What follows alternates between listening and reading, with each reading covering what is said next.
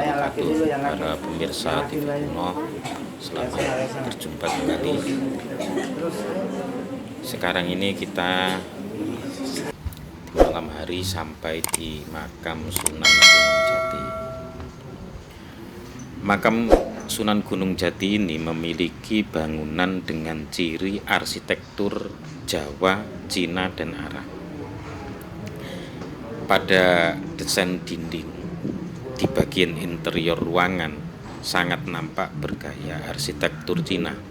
Ini disebabkan banyaknya hiasan porselen dan keramik. Bukan hanya pada dinding, keramik yang rata-rata berumur ratusan tahun ini juga banyak terdapat di sepanjang jalan menuju makom.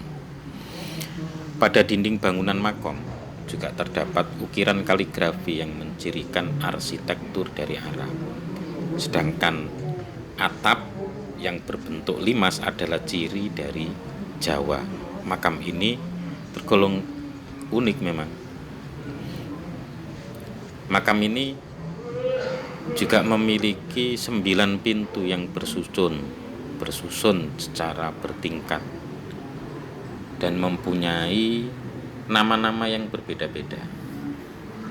Yang pertama pintu Gapura, yang kedua pintu Krapyak, yang ketiga pintu Pasujudan, yang keempat pintu Ratna Komala, yang kelima pintu Jinem, yang keenam pintu Rara Roga, yang ketujuh pintu Kaca, yang kedelapan pintu Bacem, dan yang kesembilan yaitu pintu kesembilan.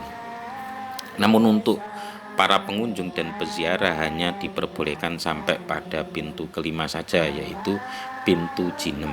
Karena setelah pintu kelima ini hanya diperbolehkan untuk kalangan keturunan Sunan Gunung Jati saja, atau yang sudah mendapatkan izin memasuki dari keturunan-keturunan beliau. Kemudian siapa sih Sunan Gunung Jati itu? Para pemirsa TV Kuno, Sunan Gunung Jati adalah salah satu dari Wali Songo yang menyebarkan agama Islam di tanah Jawa melalui jalur politik. Beliau lahir pada tahun 1448 dari pasangan Syarif Abdullah Umtaduddin bin Ali Nurul Alam dengan Nyai Rara Santang, yaitu putri dari Prabu Siliwangi. Beliau sangat akrab dalam kehidupan kerajaan, sehingga beliau memiliki keahlian dalam berpolitik yang kemudian beliau manfaatkan dalam menyebarkan dakwah kepada masyarakat di Pulau Jawa, khususnya Jawa Tengah dan Jawa Barat. Pada tahun 1470, Sunan Gunung Jati menginjakkan kaki di Cirebon. Beliau diangkat sebagai raja atau sultan Cirebon pada tahun 1479.